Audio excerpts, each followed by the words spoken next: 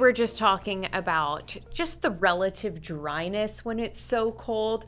I am happy to report that I am putting on enough hand cream that my hands aren't cracking anymore, so the cold isn't as painful. But some people are probably going to experience like a painful cold because those feels like negatives are 25 below. Crazy. Yeah. It's just, you've got to take care of yourself. Like, when it's that cold, you don't want to be spending too much time, long periods of time outside without really seriously bundling up. Right. Cam and I have talked about before, like, there's just no shame in bundling up or like trying to toughen it up. Like, you've got to do the beanie. You've got, like, at a bare minimum. I mean, hey, put on 2. I don't care. Yeah. Gloves, the big socks. Yeah. Yeah.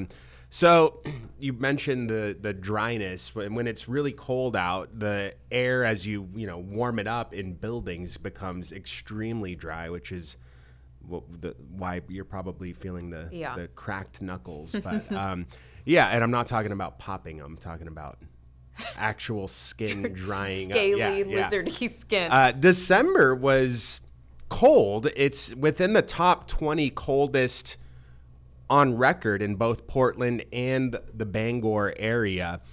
So, if you were thinking, man, it's been cold lately, you're right. And it's going to stay that way for the first few days of the new year. This is from my parents' deck in Lemoyne, Maine. I couldn't tell exactly how much snow was there, so I had them go out and measure for me. There's my dad. Do you see the resemblance at all? No? Just the beard? Now that it's closer. Earlier I mentioned it was far away, so I can't tell. Now that it's closer, I do see it. Okay, yeah. Yes. So, and there's the proof? Yes, yeah. So 5.5, 6 inches of snow there. This was at like 1 o'clock. They got a few more flakes there between when that was taken and now. So about 6 inches.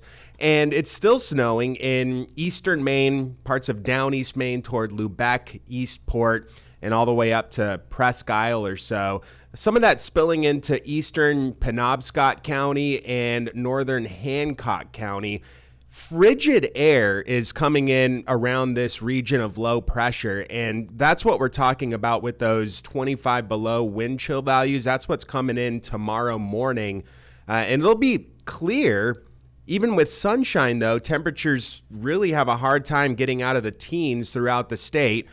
Over the weekend, 2 systems will be working simultaneously through the east. The southerly one is going to be the stronger one. So as the one that passes through New England moves by Sunday morning, it may drop a flurry or 2 in southern Maine, but it eventually gets ingested into that larger region of low pressure, and it just stays cold here through the weekend, perhaps another brief passing snow shower early Tuesday.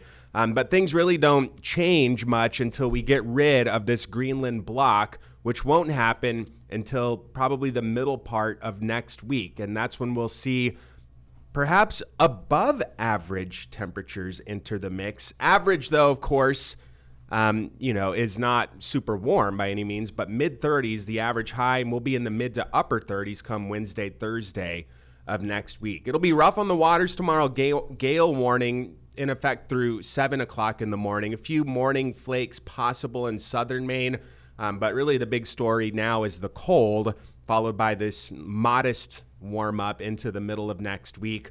And with above freezing temps, we may have a few different modes of wintry precip on Wednesday. Yeah. Very exciting, I guess. It is. I'm excited. Yeah. Well, lots of things to talk about for you. For so sure. It's always a good thing. Never ending in the weather department. Yes, always a good thing.